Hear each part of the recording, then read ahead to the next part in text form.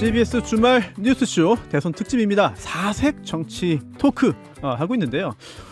1부 굉장히 뜨거웠습니다. 그래서 내부도 잠깐 시키러 나가서 돌아오시기도 했는데 네 분과 함께 좀 필리버스터급으로 시간 제한 없이 무제한 토론 한번 해보면 어떻겠냐라는 생각이 들 정도로 저는 굉장히 의미 있고 흥미롭게 봤는데 청취자, 시청자 여러분들도 그랬으면 좋겠고요. 다시 한번 소개해드리고 이어나가겠습니다. 더불어민주당 제주선대위 상임총괄선대위원장 맡고 계신 김한규 의원, 국민의힘 중앙선대위 박종진 언론총괄본부장, 개혁신당 선대위 상임위원장 천하람 원내대표, 그리고 민주노동당 선대위 김준호 고문 모시고 있습니다. 네. 방송 시작하기 전에 네네. 바로 일부에서 김한규 의원이 네. 이 TV 토론 시청률이라든가 이런 걸 얘기하셨잖아요. 예. 그래서 그렇게 영향을 못 미친다고 했는데 시청률을 그렇군요. 제가 잠깐 쉬는 시간에 조사해 보니까 예. 22.7%네요. 그리고 점유율이 40%예요. 그리고 이제 이거는 뭐 유튜브나 이런 걸 또 뺀 겁니다. 그러니까 이거 굉장히 파장이 컸고요. 그리고 뭐 이준석 후보의 젓가락 발언이나 그 이외에 뭐 코끼리 발언 이런 것들 어떤 파장에 영향을 치면 이 TV 토론은 굉장히 영향력이 있었어요. 왜냐면 이게 KBS, MBC, 그러면 SBS, 뭐 YTN의 전 방송사에서 생중계한 거기 때문에 네. 이거 만약에 무의미하다 그러면 이 편성 기획자들이 혼나요. 그래서 의미가 있는 겁니다. 이게 의미가 있는 거예요. 무슨 말씀인지 알겠습니다. 네, 무슨 말씀인지 알겠고 2부도 이렇게 화기애애하게 시작하지만 분명히 얼마 안 가서 또 치열하게 뜨겁게 맞붙을 것 같은데 사실 1부는 좀 주요 이슈 또 판세 읽기 위주로 했잖아요. 그러다 보니까 여러 가지 중요한 이슈가 나오면은 거기에 대해서 깊게 좀 살펴봤는데 2부는 약간 좀 다릅니다. 물론 밀도가 좀 낮아지는 건 아니고 뜨거운 게 좀 적은 것 낮은 것도 아니고 다만 이제 내 후보의 주요 공약을 좀 살펴봐야 돼요. 그런데 이 공약 살펴보는 게 또 저희 제작진 입장에서는 또 고민스럽습니다. 왜냐하면은 어떤 후보 공약을 소개하거나 또는 뭐 비판을 하더라도 너무 한쪽으로 몰리면 이거 나중에 또 불공정 시비가 있을 수 있기 때문에 이번에는 좀 시간을 잘 나눠서 내 후보의 공약을 좀 공평하게 공정하게 좀 다뤄볼까 이런 생각을 요거 하는데요. 공약하기 전에요. 네네. 지금 또 뭐예요? 가장 한 뉴스, 뭐예요? 뜨거운 뉴스를 우리가 좀 논해야 되지 않을까 생각하는데. 갑자기 또 어떤 그게 거죠? 이제 유시민 씨의 그 설란영 여사 비하 그 발언, 학력 비하 발언, 뭐 노동자 여성 비하 지금 난리 아닙니까? 요 얘기를 좀 정리를 해야 되지 않을까 토론에 붙여서. 네. 이게 사실은 나는 상상을 못한 발언이거든요. 그럼 요거를 이걸 토론하면 또 사실 또 한 3-40분 갈 것 같거든요. 반대합니다. 이분은 공약 얘기하기로 했습니다. 후보 얘기도 아닌데. 아니 그러니까 유시민 씨 발언이 지금 워낙 한 뉴스니까 제작진이 아니고 우리는 패널이십니다. 시키는 대로 하세요. 우리 천하람 의원님 얘기를 좀 해주세요. 아니 뭐 저도 얘기하고 매우 중요한 얘기예요. 선거하자고 하시면서 이렇게. 저희가 정책 얘기하면서 혹시 중간에 본인의 발언 기회를 이용해서 네. 또 적절히 하시죠. 정책과 함께 또 연결되는 부분도 있지 않겠습니까? 예. 그런 아니 그러니까 부분에서 고졸에 대해서 이렇게 고졸 폄하 발언이나 어떤 여성 폄하 발언 어떻게 대통령 부인이 되냐 고졸이 그렇게 이런 식으로 얘기한 거에 대해서 어떻게 이걸 차별금지법 얘기할 때 논의해도 좋을 것 같은데요. 네. 예. 아니 처음에 하자니까 아니 시간을 다 나눠서 오늘 할 거니까 걱정하지 마시고 시간을 좀 맞춰가지고 한번 해볼까 저희가 정기 정치를 준비했어요. 높이기 위해서 제가 말씀드리는 거예요. 예. 배려 감사하고요. 고려 감사합니다. 네. 그리고 조금 전에 그 김한규 의원이 요거에 대해서 뭐 회피했거나 그런 게 아니라 뭐 정해진 거 오늘 일단 하는 시간이니까 그 부분도 좀 양해를 좀 부탁드리겠고요. 우선 이것도 어떤 뭐 기호 순서대로 하는 게 제일 공평하지 않겠나 이런 생각이 듭니다. 그래서 첫 번째로 민주당 이재명 후보의 공약 중에서 사실 뭐 공약 많잖아요. 다양한 공약집을 보더라도 뭐 두꺼운데 가장 두껍기도 했고 그 중에서도 이제 경제 관련된 부분을 좀 살펴봐야 될 것 같아요. 왜냐하면 지난 토론에서도 지적됐던 여러 가지 경제 관련된 그런 논란도 있지 않았습니까? 그런 발언 논란들도 이것과 좀 묶이기도 할 것 같은데 일단 대표 공약이 지역화폐 그리고 또 소비 순환 이런 것들 이 효과를 강조하고 있지 않겠습니까? 더군다나 토론회에서 이런 말도 했어요. 국가 부채 감소하더라도 이제 정부가 뭐 소상공인이나 서민에 대한 어떤 코로나19 극복 비용을 부담했어야 된다. 이런 취지의 이야기를 했습니다. 여기에 대해서 우선 뭐 옹호의 발언을 먼저 듣기보다는 뭐 다른 당, 다른 후보들의 입장에서 볼 때 어떤 지적이라든지 이런 것들을 듣고 그다음 김한규 의원 얘기를 들어보면 어떨까 싶습니다. 좋습니다. 네, 어떤가요? 그러니까 저는 이제 이게 국가 부채를 감수하더라도 소상공인의 그 어떤 정책 자금 대출이나 이런 부분들을 좀 이제 뭐 이렇게 탕감해 줘야 된다라고 하는 문제 의식에는 당연히 공감을 하는데 네. 이게 코로나 이후에 생긴 지금 새 출발 기금이라는 게 있어요. 금융위에서 해가지고 금융기관 협약을 해서 폐업 소상공인이 거의 사실 이제 예전 같으면 회생 신청하실 분들이 금융기관 채무에 한해서입니다만 80%를 탕감을 해줘요. 지금도 실시하고 있고 제가 알기로 작년만 해도 5만 분이 넘게 신청을 하셨습니다. 재작년에 3만 분이 넘었고요. 그래서 그러니까 근데 회생까지 몰릴 정도의 분들이 요걸 하는 건데 그리고 회생보다 법원보다 훨씬 빨리 진행이 되는데 그게 아니라 지금 이제 영업 중인 소상공인 분들을 위한다는 것인지, 그러니까 정책 수혜 대상이 누구라는 건지, 그리고 어느 정도 재원을 가지고 하겠다는 건지, 그리고 이제 금융이나 이 새출발 기금은 어느 정도 금융기관이 그동안 돈을 많이 벌었기 때문에 좀 나누는 것도 있었던 거거든요, 말하자면. 근데 이제 그거에 대해서 구체화된 얘기가 공약집에는 없어요. 그래서 이제 공약을 적게 씀으로 있어서 비판을 회피하는 약간 좀 묘한 그런 그 기법을 이재명 후보 측에서 좀 사용하고 있지 않나라는 생각이 든 거고, 전반적으로는 저희는 이제 이번 TV 토론에서 저희 후보가 TV 토론에 좀 이렇게 익숙지 않다 보니까 드러내진 못했는데 저희만 증세를 얘기하고 있습니다. 아하. 근데 유일하게. 예. 근데 이제 개혁신당은 별 얘기가 없고요. 이제 김문수 후보는 일단 상속세 감면이나 자산 취득 인별 기준으로 바꾸자고 이제 세제 개편을 이제 얘기를 공약으로 낸 거고, 사실은 그 전에 금투세 같은 것도 양당이 합의해서 폐지가 했습니다. 감세 기조로 계속 가고 있어요. 근데 재원 마련 얘기는 없어요. 그리고는 전부 다 뭐 그냥 이거 하겠다 저거 하겠다라고 해서 책임감 있는 세력이 없대. 옛날에는 복지 포퓰리즘이라고 서로 막 우파가 막 왼쪽 욕하고 이랬는데 네. 제가 볼 때는 그러면 포퓰리즘 안 하려면 증세를 얘기를 해야 됩니다. 근데 증세를 아무도 얘기를 안 해요. 그런 점에서 저는 좀 차이가 있고 좀 말의 성찬도 좋지만 책임감 네. 있는 특히 거대 양당의 모습을 좀 보고 싶다 이런 말씀을 드리고 싶습니다. 네, 증세 얘기하면 사실은 인기를 끌기가 좀 힘들기 때문에 그런 부분도 뭐 아니 고려하지 않을까 싶어요. 감세해서 돈을 아껴 쓸 생각을 해야죠. 어허. 왜 자꾸 국민이 돈을 자꾸 증세할 생각을 합니까? 애초에 재정을 좀 과감하게 아니, 그거 하는 아세요? 게 공약이 소득세가 어떻게 이렇게 만들어지고 법인세가 어떻게 만들어진지 아시냐고요. 아니 지금 제가 국세청 출입기자 오래 해서 하는데 저희 아버님이 국세청 출신이에요. 그래요? 경시 출신이고. 묘한 이 경쟁이죠. 왜냐면 소득세가요 전체 10%가 90%를 냅니다. 우리나라의 구조가. 법인세도 그래요. 1% 기업이 전체 90% 이상을 내요. 제가 네, 그런 부자 어떤 증세만 구도를 내십니다. 얘기했습니까? 제가 부자 증세만 얘기한 거 아니에요. 네. 개혁신당도 마찬가지인데 원래 유승민 대표가 국민의힘 쪽 원내대표 할 때 개혁보수의 세기를 열 때 중부담 중복지를 얘기한 거예요. 그거는 보편 증세를 얘기한 겁니다, 사실은. 증세 없는 복지 없다. 네, 그렇죠. 근데 그 얘기 안 해요. 그리고 이상한 뭐 페미니즘 이런 갈라치기만, 그러니까 그게 이제 저는 개혁신당에 대한 기대만큼 개혁신당이 못 올라오는 이유라고 생각을 하는데, 그래서 이게 되게 진지하게 얘기가 돼야 되고, 사실 그래서 일부 시민단체에서는 그러면 차라리 액수를 무조건 뚜렷하게 재원 마련해서 좀 더 명쾌하게 얼마가 든다라고 적든가, 아니면 전체 저는 그런 생각도 들어요.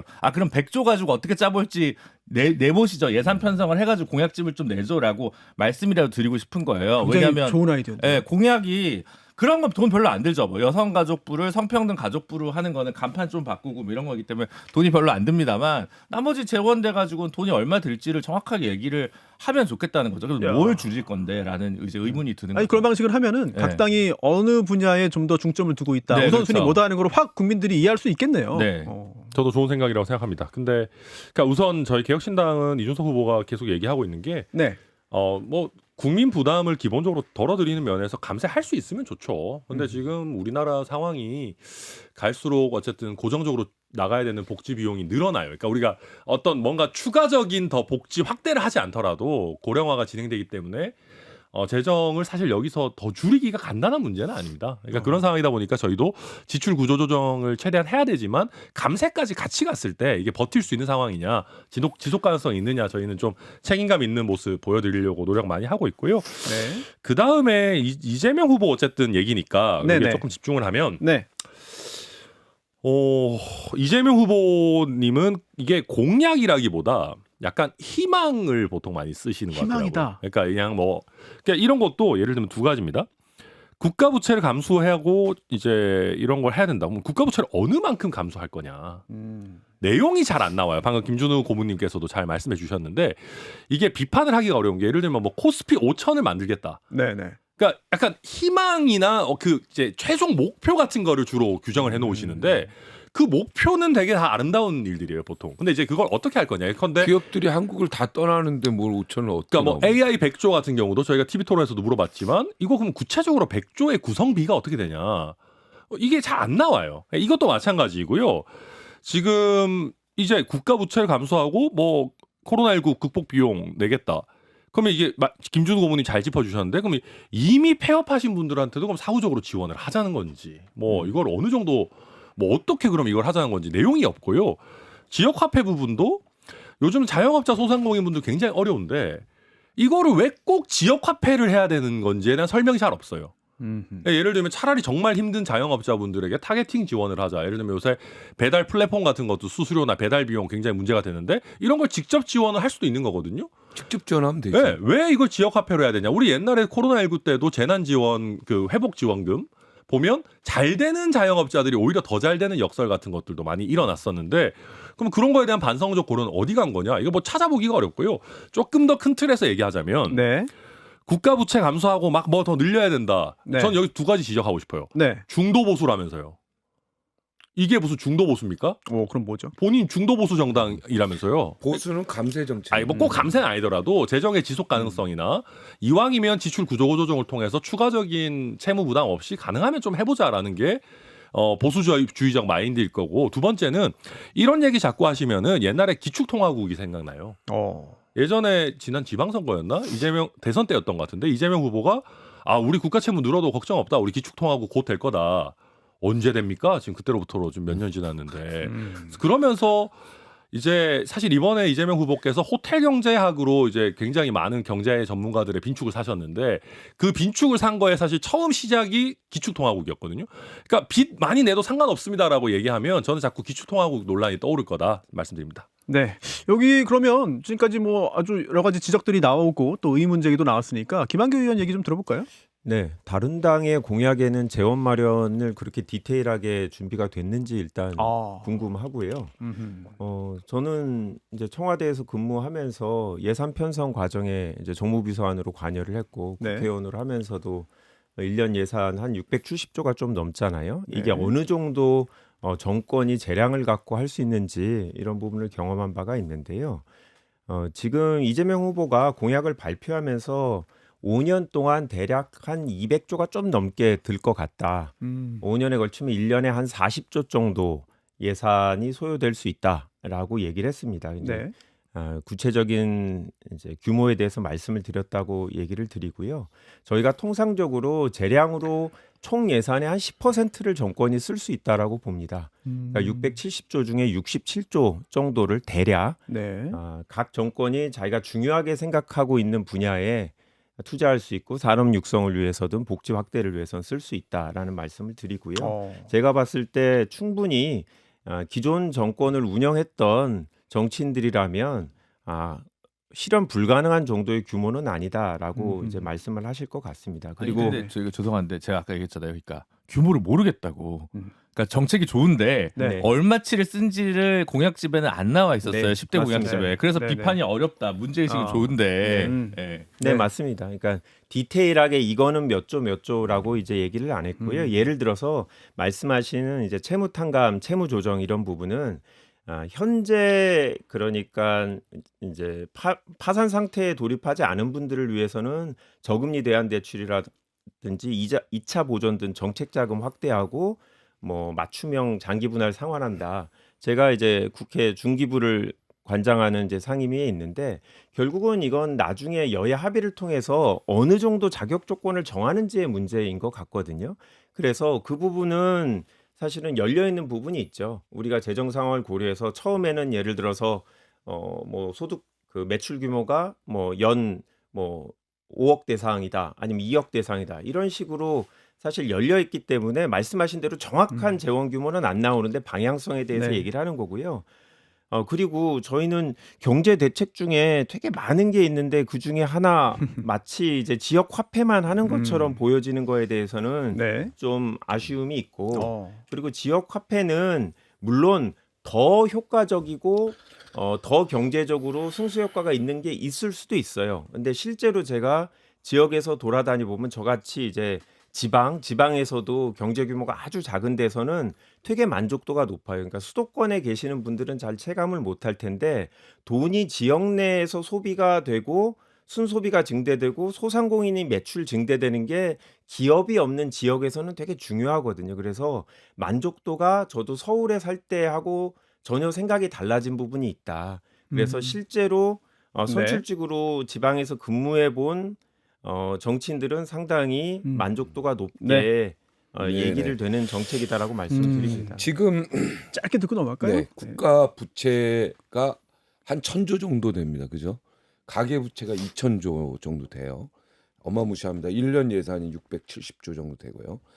현장의 이야기를 들어오면 지금 소상공인들, 특히 자영업자들 지금 서울 뭐 수도권도 계속 빈집이 굉장히 많고 지금 임대료에 나와 있는 것들이 굉장히 많으면서 지금 경제가 다 무너지고 있다는 느낌이 드는데 어제 현장에서 제가 직접 목소리 들어본 바에는 이런 지원 비용 어디 이런 거 받는 것보다 부가가치세 있잖아요. 그 부분들을 좀 그 박정희 대통령 때 만들었던 건데 박정희 대통령 굉장히 고민 많이 했던 부분인데 이 부가가치세에 대해서 감면해 주는 정책들을 네. 간절히 바라고 있었어요. 그래서 제 개인적인 얘기입니다만 네네. 어떤 이런 다른 쪽으로 좀 방향을 바꿔서 고민해 보는 것도 네. 방법이 아닌가 네, 싶어요. 우리 김준우 변호사님이 아까 저희 비판했던 진보 정당의 정책을 차용해서 많이 민주당이 한다. 사실 그런 부분이 있어요. 왜냐하면 저희보다 조금 더 뭐 고민이 깊은 부분들이 있고 국민의힘에서도 마찬가지로 저희들이 생각 못한 공약이 있으면 뭐 저희들이 네. 차용해야죠. 예. 그렇죠. 네. 그러면 또 국민의힘 관련해서도 또 얘기를 좀 해봐야 되는데 물론 국민의힘도 민주당과 마찬가지로 뭐 다양한 공약들 내놨습니다만 그 중에서도 특히 외교 안보 분야 항상 또 전면에 또 내세우지 않습니까? 그 중에서도 전술핵 재배치 굉장히 좀 논란의 주제 아니냐 이런 생각이 드는데요. 또 원자력 관련해서도 위험하지만 가장 안전한 에너지원이다 이런 이야기 1차 토론 때도 좀 경론이 좀 오가기도 했습니다. 어떠세요? 이게 전술핵 그리고 또 원전 확대 관련해서도 일단 타당의 어떤 지적이나 우려 들어보고 또 박종진 본부장의 이야기 들으면 어떨까 싶습니다. 국가의 운영에 있어서 가장 중요한 두 축이 경제, 그죠? 네. 그다음에 또 하나가 이제 아니 비판부터 대통령이- 하라고 하셨는데 아유, 사회자 말씀이 짧게 하고 예. 가시죠. 아니, 얘기 너무 시작하셨으니까. 너무 네네. 사회를 그러니까 보시는 오래 게 보셔갖고, 익숙해서, 예. 전 좋아요. 좋아요. 제가 하는 거 아니었어요. 좀 들어주세요. 예, 그래요? 네, 들어주시죠. 좋습니다. 좋습니다. 예, 경제 국방인데 이제 우리가 지금 핵을 보유하고 있지 않지 않습니까? 그리고 어차피 지금 우리의 주적은 어쨌든 지금 현재로서는 북한이란 말이에요. 그러다 보니까 북한이 핵을 보유하고 있기 때문에 이 부분을 우리가 계속해서 의식하면서 살고 있는 거 아니에요. 국민들이 불안해하고 있으니 이 부분을 해결해야 되는데 우리가 핵을 보유하면 어떻게 됩니까? 경제적으로 전 세계로부터 우리가 고립되지 않습니까? 그래서 이 김문수 후보나 우리 당에서는 이 과거에 있었던 미국의 이 전술핵에 대한 재배치, 왜냐하면 미국의 도움을 받고 어차피 한미 동맹 상태니까 전술핵을 재배치해서 국방에 있어서 좀 튼튼하게 하자 뭐 이런 얘기입니다.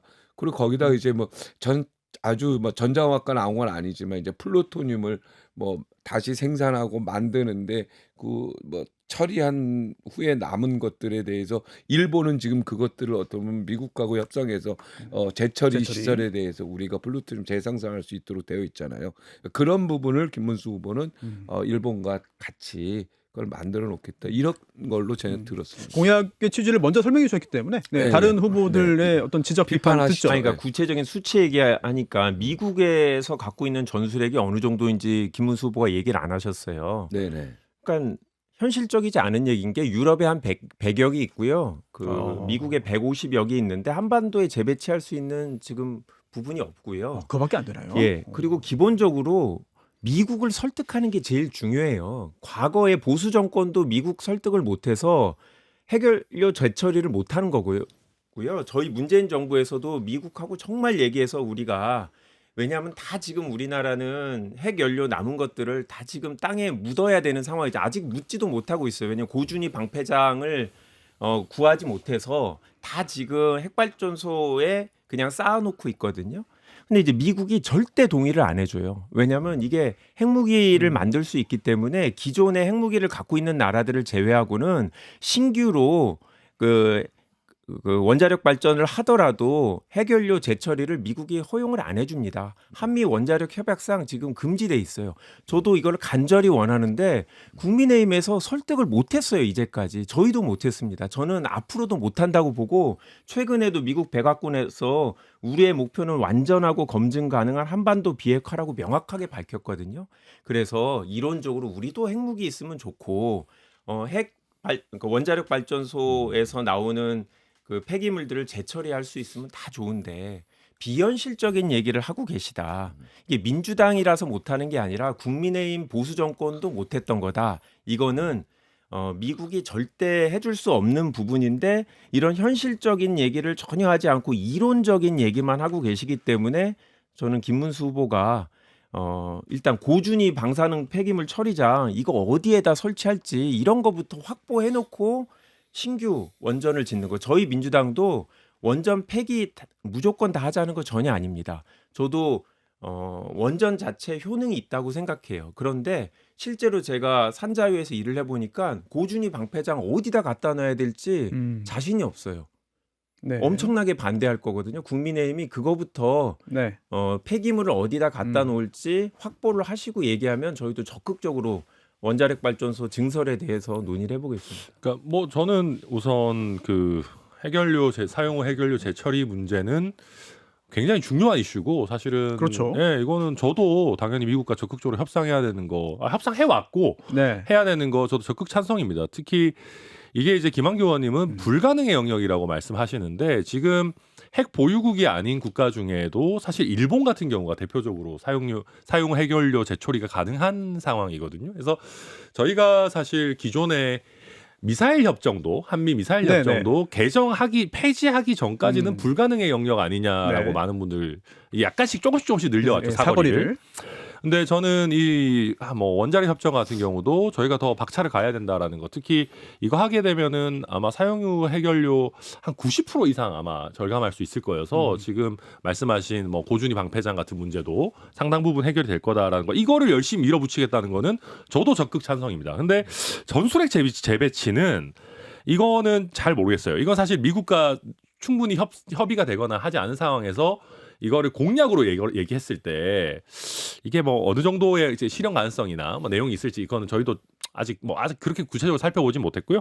그 다음에 원전 같은 경우 원전 확대는 최근에 이제 사실은 트럼프 대통령도 그렇고 수많은 IT 빅테크들 구글이나 마이크로소프트 이런 데들도 되게 원래는 친환경을 굉장히 강조하다가도 AI 하려면 어쩔 수 없다로 돌아서고 있는 것 같아요. 그러니까 이게 저희도 많은 분들이 느낄 겁니다. 우리도 우리나라에 원전이 너무 많아지는 걸 그걸 좋아하는 사람이 누가 있겠어요. 근데 이제 어쩔 수 없는 상황에 됐고 특히 AI나 데이터 센터 같은 경우에는 안정적인 기저전력 공급이 해야 되는데 결국 탈탄소 하면서 안정적 전원 공급 가능한 거는 결국 원자력이 기본을 받쳐주면서 그 위에 발전 단가나 이런 걸 고려하면서 좀 합리적인 에너지 믹스를 네. 해야 되는 거 아니냐. 그래서 원전 확대 불가피할 거다. 그렇게 생각합니다. 네. 민주노동당은 여기에 대해서 아주 예전부터 깊은 고민도 했죠. 부정적이죠, 당연히. 근데 전술핵 재배치가 그래도 이제 김문수 후보가 그래도 한반도에 재배치하자는 얘기까지는 안 하고 이제 괌에다가 재배치하자는 입장을 하는 거는 그래도 그나마 네. 3초는 더 생각하신 거죠. 왜냐면 사실 그거는 충분히 왜냐면 미군 입장에서 할 수 있는 거죠. 한반도에 하는 건 NPT 위반 네. 문제도 있고 엄청나게 이게 격화됩니다. 지금 사실은 그 결국은 문재인 정부 같은 경우도 사드 배치를 이제 오케이를 결국 이제 해버렸는데 그로 인해 생긴 경제적 우리 기업에 대한 타격이 현대자동차는 울죠. 공장 2개를 북경에 없앴는데요. 그 해외 공장이 또 없앤다고 뭐 국내 공장이 생깁니까? 그것도 아니죠. 그럼 그게 왜 또 외국에 갑니까? 그게 세금 떼입니까? 아니죠. 그건 미국에서 관세 때려가지고 한 거지. 그게 뭐 우리나라 세제 때문에 뭐 그 SK랑 삼성이랑 현대자동차가 미국에 새로 공장 지었나요? 그냥 그 바이든이랑 트럼프가 계속 그렇게 일관되게 아메리카 퍼스트 밀고 있으니까 된 거지. 하여튼 앞에 그 얘기도 그래서 말이 안 되시고 네. 제가 이제 걱정하는 거는 네. 유럽에서도 그런데 특히 지금 사실 우크라이나 문제도 마찬가지고 저는 이스라엘 문제도 마찬가지인데 외교안보 문제를 정치로 끌고 와서 자신의 지지층을 소구하기 위해 대책 없는 공약들을 남발하는 이 외교안보 정책 뭐 돈 드는 것도 아닌 것 같으니까 인플레이션이 저 좀 있다고 생각해요. 예. 그래서 물론 철학적으로 다 다른 분들이 있죠. 예를 들어 이제 다자 외교가 중요하다. 중간 중국과 미국 간에 등거리를 해야 된다라고 생각하시는 분들이 있고 중국이 위험하다고 생각하시는 분들이 있고 이제 여러 가지가 있지만 사실 그 모든 것에서 갈수록 세게 발언하시는 것 같아요. 어허. 예, 그게 좀 걱정이에요. 저는 이번 대선은 그래서- 그렇게 셌는지 잘 아니 모르겠는데. 그러니까 그래요? 최근에 예, 국민의힘 쪽 정치인들. 네. 근데 요새는 오히려 민주당도 등거리 외교 하자는 사람 없는 거 아니에요? 그러니까 지금 네, 저는 요즘 등거리 외교를 누가 하자 그러지? 일본 문제나 중국 문제나 미국 문제와 관련해서 계속해서 좀 그런 경향들이 있어가지고 지금은 그게 기본값이 돼서 네. 더 세지지 않았다라고 말들을 천하람 의원이 말씀하시면 그럴 수 있는데 네네. 10년 전이랑 비교해 보면 그러면 그때 전승절 행사를 가던 박근혜 전 대통령은 뭐가 됩니까? 예, 네. 그런 국익을 먼저 생각하는 게 아니라 정치 다음에 외교가 돼버리는 이 현상을 일단 좀 타파할 필요가 있다라는 생각이 1차적으로 들고요. 네네.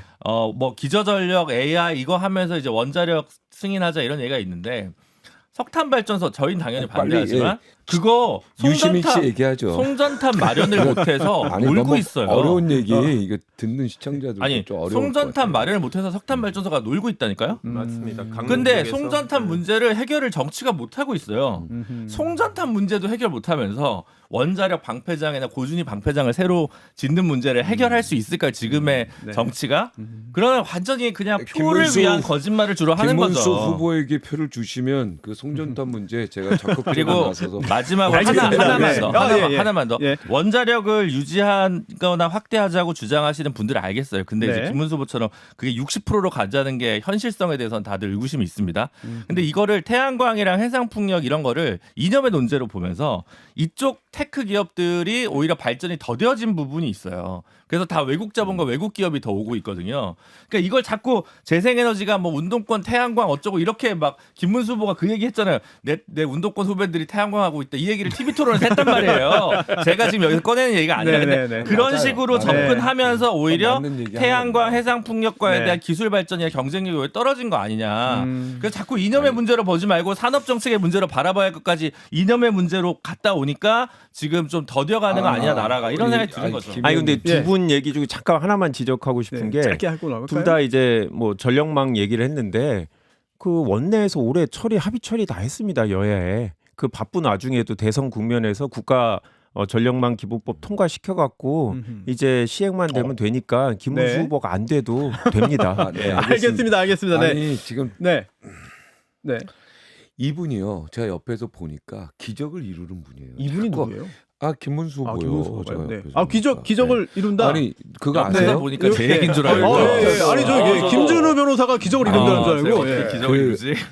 그 단일화 한덕수 후보라고 해야 되나 하여튼 한덕수 후보 총리랑 그때 단일화할 때도 흑백선전 그러니까 맞다 틀리다 찬성 반대 이거 할 때 그게 네. 이제 흑백선전에서 지금까지 동서고금을 막론하고 역사상 맞다 틀리다 할 때 틀리다가 이긴 경우가 없고요. 찬성 반대할 때 반대가 이긴 적이 없대요. 아 당내 투표에서요? 예, 예. 아. 그런데 이번에 반대가 이겼잖아요. 예. 그래서 기적을 이뤘는데 네. GTX 할 때도요.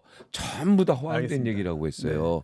GTX 현실화 됐잖아요. 예? 네. 그리고 평택에 삼성 반도체 갈 때요. 삼성이요. 절대 누구도 3사에 갈 걸 상상을 못했어요. 이번 했어요.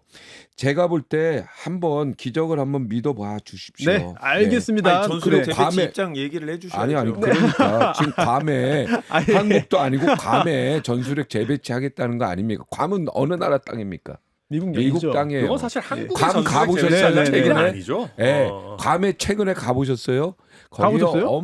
그럼요. 어마어마한 항공모함이 거기 해군 예. 함대가 원래 네. 미국 네. 해군 함대가 주둔한 좀 너무 불가능하다 부정적으로 네. 보이지 마세요. 네. 방법은 많이 있습니다. 알겠습니다. 지금 이재명 후보와 김문수 후보의 공약 살펴봤고 저희 광고 듣고 돌아와서 이준석 후보 또 권영국 후보 공약도 살펴보겠습니다.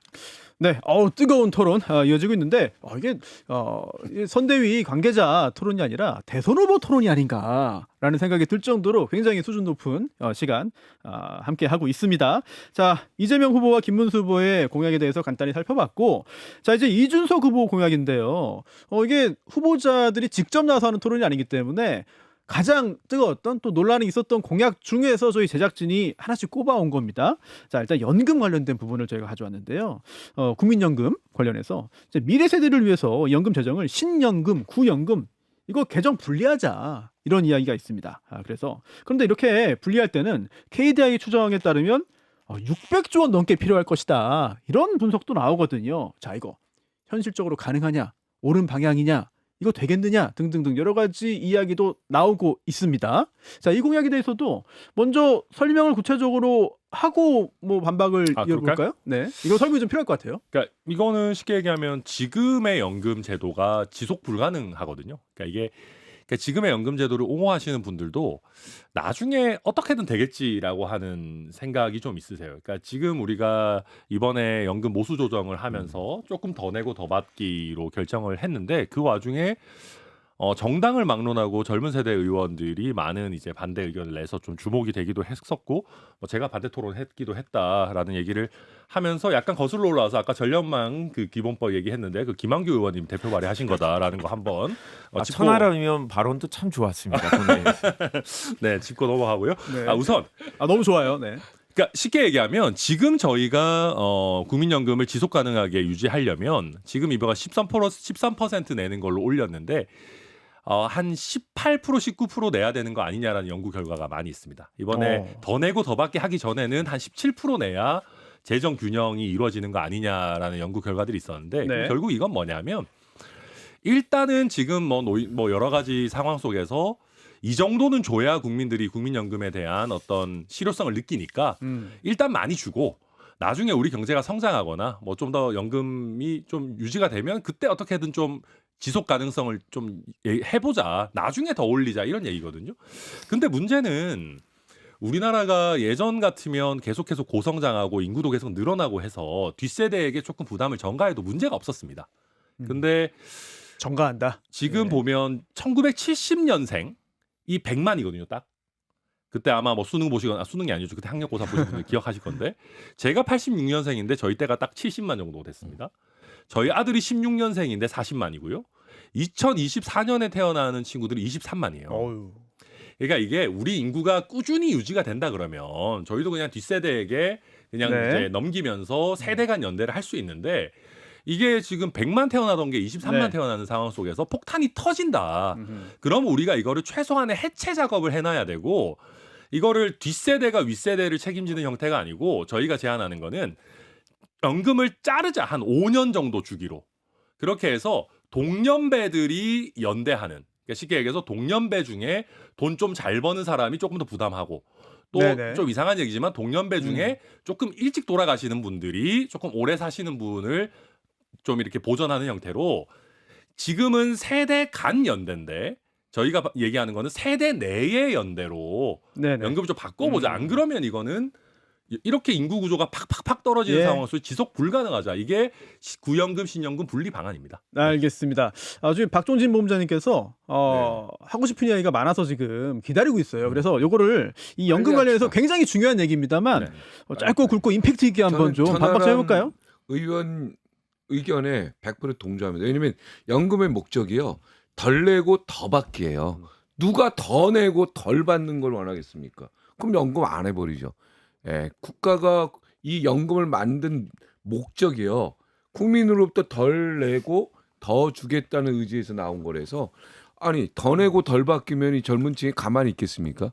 나는 이번에 그 개혁신당의 안에 저는 100% 동의하고 다만 그걸 어떻게 가장 좀 축소시킬 것인가 조율하고 한번 연구를 더 해보고 해가지고 저도 33년째 국민연금 낸 사람인데 네. 네. 정말 이제 그 사람들도 좀 억울함은 없도록 당연하죠. 네. 예. 최소한으로 한번 만들어 보자. 나 네. 100% 동감합니다. 김준우 변호사 이야기 들어볼까요? 근데 이게 논쟁이 많아서 네. 사실 누가 정답을 있다고 얘기하기 되게 어려운 부분입니다. 정말 어렵습니다. 왜냐하면 이거는. 이제 연금을 내기 어려웠던 그리고 그 이렇게 도입 전에 있는 지금 노년층의 빈곤 문제가 일단 선행 문제지 사실. 그럼 거기서 이 국민연금 부분 어떻게 강화할 것도 있지만 또 기초연금 부분을 그럼 어떻게 할 거냐. 결국은 국가 재정을 기초연금을 높일 거냐 아니면 국민연금에 연금 가입자뿐만 아니라 국가 재정을 넣을 거냐. 그래서 소득 보장의 결론은 어느 정도로 할 거냐 아니면 재정 안정론 쪽으로 갈 거냐의 이게 균형추를 잡는 문제여서 사실 정답이 있다고 생각하지는 않습니다. 근데 이제 지금 오늘 천하람 의원 얘기 들으니까 이제 5년마다 얘기는 전 이건 처음 들었어요.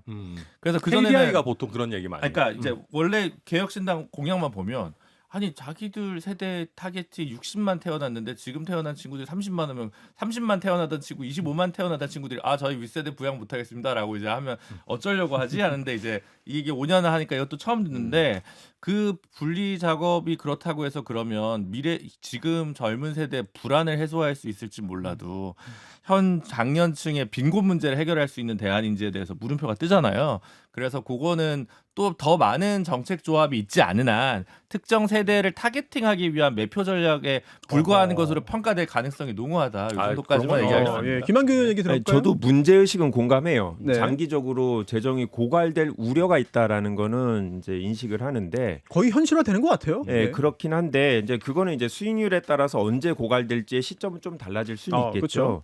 근데 말씀하신 대로 신구 연금으로 나누면 결국 70년대까지 자르고 80년대 자르고 5년으로 자르든 그러면 이게 신연금, 신신연금, 신신신연금이 이렇게 나와야 되는데 결국 중요한 거는 고갈되지 않도록 국고 투입을 하는 게 중요하다고 생각하고 굳이 신구 연금으로 나눌 필요 없이 나중에 고갈될 때 국고 투입을 하면 불안하니까 그때 그쵸. 국가 재정이 어떤지 모르니 지금부터 지속적으로 국고를 미리 투입해서 재정의 안정성을 확보하는 이런 식으로 구조조정도 할 수 있지 않을까. 맞아요. 저도 문제의식엔 공감하지만 수단에 대해서는 구조 개혁 네. 논의할 때 다른 방법도 연구를 해봤으면 좋겠다고 생각합니다. 매표 아니냐 여기 네, 대해서 저는 짧게 얘기하면 오히려 이거를 폭탄을 유지하면서 지금 중장년층 더 받자라고 하는 게 더 큰 매표다라는 어허. 말씀이고요. 저희는 사실 조금 불리하더라도 폭탄을 해체하는 작업을 지금 해야 된다라는 얘기, 오히려 어떻게 보면 불리한 얘기를 하고 있는 거다라는 말씀드리고요. 지금이다. 네, 그리고 이게 뭐냐면요.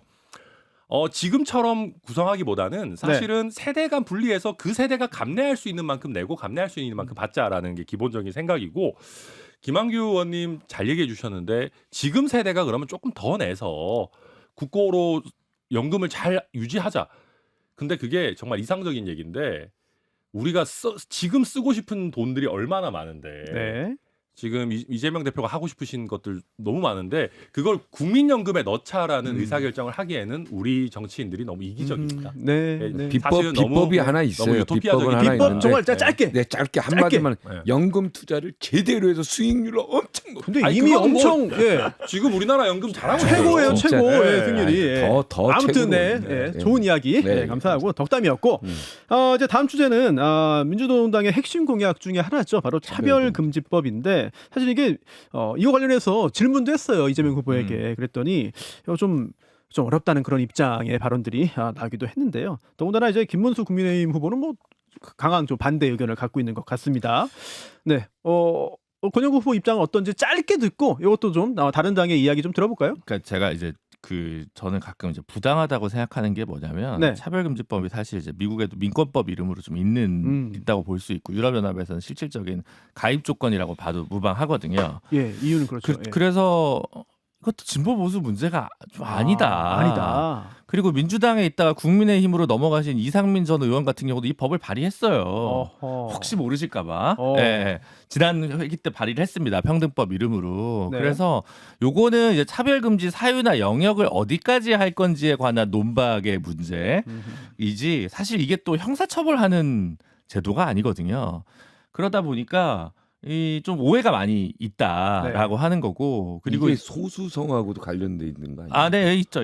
네. 예. 근데 사실 소위 그 이제 그 성적 지향이나 성별 정체성과 관련해서 이제 뭐 동성애자나 LGBTQ 이런 분들 이제 얘기를 많이 이제 하시면서 기독교 개신교 일부분에서 이제 우려를 하시는데 이것도 사실 외교 문제로 놓고 보면 네.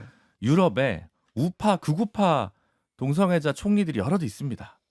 사실 아. 그렇잖아요. 룩셈부르크에도 예. 있었고 저쪽에 유럽에 지금 많습니다. 극우 정당 막 이런 데 가면 그 뭐 동성애자예요. 그런 분들이 있거든요.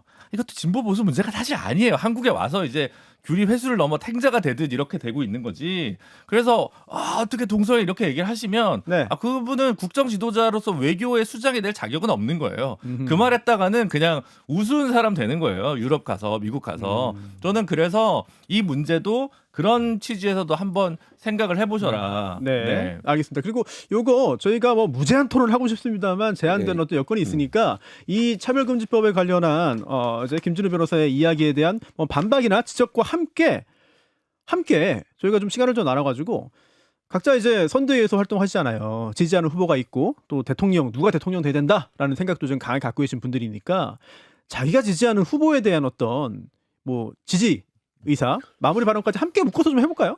야 시간이 없네요. 유시민 씨 얘기. 그것도 해주세요. 예. 아니 같이 묶어서 해주세요. 뭐 예. 차별의 저기, 영역이니까. 예, 편하게 해주세요. 예. 이게 차별금지법은 어떻게 여기가 지금 CBS 아닙니까? 네. 그죠? 여기 굉장히 민감한데 예를 들어서 동성애자 우리나라도 있기는 근데 이걸 이제 합법화시키는 게 거기에 들어가 있는 걸로 아는데 그러면 예를 들어 목사님에게 주례를 부탁했는데 목사님이 저 동성애자는 주례 안 합니다 그러면 신고할 수 있단 말이에요. 사실 뭐 지금도 네? 동성애가 불법은 아니니까요. 네, 지금도 예. 불법은 아니에요. 그냥 저는 꼭 이걸 이렇게 수면 위로 띄워서 꼭 합법으로 해서 문제화를 시킬 필요가 있는가? 참 그럴 필요 없다라는 생각이 듭니다. 그런데 네. 다른 차별에 대해서 금지하는 거는 내가 찬성하는데 이 부분에 대해서는 굉장히 민감하다 이런 얘기를 말씀드리고 싶습니다. 네. 빨리 하시고 그 유시민 씨의 그 설란영 여사 그 여성 아니 네. 여기 집요하시네요, 노동당 아니야? 오늘. 노동당? 네. 노동당이면 노동자 네. 비하 발언. 저희 여성 비판 성명 비하 다 발언. 냈어요. 어제 강하게 비판 지적했어요. 성명을 세게 그랬으면 그 내렸어요. 얘기에 대해서 한번 아니, 해보죠. 아니 성명을 낸 거를 좀 확인을 하고 방송을 들어오시는 거 그러니까. 하는 거죠. 노동자 비하 민노당 발언, 예, 별로 관심이 시작했어요. 없어서 그렇지. 네, 관심 가져주십시오. 관심 좀 예. 가져주세요. 알겠습니다. 예, 관심 소수 정당 차별 발언인가요? 예. 아니 저는 민노당의 기본적인 차별금지법 공약에 대해서 전 방향성에 동의를 합니다. 근데 이거를 반대하기 위해서 김문수 후보가 조두순이 초등학교 수의를 한다고 해도 막으면 차별이 될 수 있다고 하는데 이거는 정말 극단적인 사례고 합리적인 이유가 있는 차별은 필요하죠. 그럼요. 현행법상으로도 수위가 경비를 얘기하는 거죠. 이런 성범죄자 같은 경우에는 할 수 없는 직역들이 여러 가지가 있습니다. 아이 돌봄에 관련된 업무들은 지금 또 다 못하게 돼 있거든요. 당연히 못하죠. 그러니까 이 기본적으로 김문수 후보는 취업 제한이 너무 이 구체적인 어떤 법률이라든지 이런 것들에 대해서 고려하지 않고 너무 극단적인 사례로 이거를 뭐 정쟁화하려는 그런 의도가 아닌가 싶고요. 뭐 당 후보에 대한 얘기를 잠깐 한다면 그냥 지금은 향후 5년 동안 이념 전쟁 하지 않고 실용적인 정치를 할 사람 뽑아주시면 좋겠다라고 말씀드리고 그래도 윤석열 전 대통령이 있었던 정당에 주는 건 아니지 않나라고 국민 여러분들께 말씀드립니다. 나머지 3개 정당 중에서 골라주셔야 된다고 생각합니다. 저 빨리 해주시죠. 저도 대통령 그 지지에 네, 대해서 네. 한마디 예, 저도 김한규 의원님 그 얘기를 빼놓고 했어요. 예, 말씀 공감하고 실용적인 후보 기호 4번 이준석 후보 제일 낫지 않나 하는 생각합니다. 근데 이제 이 차별금지법 이슈 대해서 이준석 후보가 TV 토론에서 이게 약간 뭐 이재명 후보를 공격하기 위한 것도 있지만 그러면 음주 전과 있는 사람에 대한 정당 공천 문제 이거는 차별이냐 아니냐 이런 걸 얘기했는데 근데 이게 이제 그 공격이라고도 할 수 있지만 사실 사회 전 분야에서 어떤 게 차별이냐 아니면 어떤 게 합리적 이유 있는 차등 대우냐라는 기준을 세울 때까지는 굉장히 지난한 논란이 있긴 할 거다. 그래서 저도 정치인으로서는 차별금지법 조금 조심할 이슈라고 생각하지만 변호사로서는 대찬성인 법안이죠. 그러니까 이렇게 되면 법률 문제는 굉장히 많아질 것이고 그 하나 근본적인 얘기를 하자면 사실 우리는 헌법에 근본적인 평등 원칙이 규정이 되어 있고 헌법재판소가 적극적인 뭐 어떤 차별 시정에 대해서 많은 선례를 남겨왔습니다. 그래서 우리가 정치권에서 어쩌면 약간 이미 헌재가 하고 있는 거에 대해서 뒷북치고 네. 있는 부분도 있을 것이다라고 생각하고요. 저희 후보에 네. 대해서는 짧게 얘기하면 네네. 저도 법조인이지만 지금 이번 대선에는 계속 법률가들이 번갈아 가면서 서로 상대 진영 공격하고 감옥 보내고 뭐 이렇게 하는 것보다는 정말 과학기술 패권 경쟁이 벌어지고 있는 지금 사회에서는 40대의 이공계 대통령 네. 우리가 한번 만들어 봐야 되지 네네. 않을까. 그런 면에서 실용적이고 또 이공계 특성이 있는 우리 이준석 후보에게 네. 많은 관심 부탁드린다 말씀드립니다. 네. 네, 먼저 하시죠. 이공계 출신이었군요. 네. 참 이준석. 네. 전 세계에서 제가 존경하는 대통령이 그 우루과이의 호세 무이카. 정말 깨끗한 좌파 네. 대통령입니다. 네. 별세했죠 얼마 전에. 근데 네. 하여튼 아주 이념 유명한 논란. 걸까지네요. 네. 다 이제 존경합니다. 시간이 없어요 지금. 다 네. 존경합니다. 네, 우리나라에서 이렇게 깨끗한 후보가 있습니다. 바로 김문수 후보입니다. 그리고 능력도 정말 특출합니다. 네, 판교 테크노밸리도 하셨고 정말 젊습니다. 생각이 젊습니다. 그리고 대한민국 자유민주주의를 좀 지켜주는 그런 네. 진정한 네. 대통령 후보를 좀 뽑아주십시오. 빨리 권영국 후보도 하셔야 됩니다. 몇 시까지죠? 네, 지금 1분이 30초 남았네요. 30초. 30초요. 네. 최근에 이준석 후보가 급하더라고요. 첫 어. 이공계 대통령 만들어 달라고 박근혜 대통령이 있었는데 아. 박근혜 키즈가 박근혜를 부인하는 그렇죠. 예, 예. 박근혜 키즈가 전장으로, 박근혜를 전장으로 부인하는 가죠. 첫은 그리고 그러면 삭제하겠습니다. 그리고 네. 유일한 천남성. 네. 저희 권영국 후보도 금속공학과를 나와서 네. 유일한 이공계 후보도 아닌데 하여튼 이준석 후보가 요즘 네, 네, 네, 네. 급해요. 어허. 그래서 예. 법률가이자 이공계 후보 권영국 후보입니다. 알겠습니다. 오늘 네 분 모시고 굉장히 치열한 토론 했고요. 네, 김한규 의원, 박종진 본부장, 천하람 위원 그리고 또 김준우 변호사와 함께했습니다. 고맙습니다. 감사합니다. 감사합니다.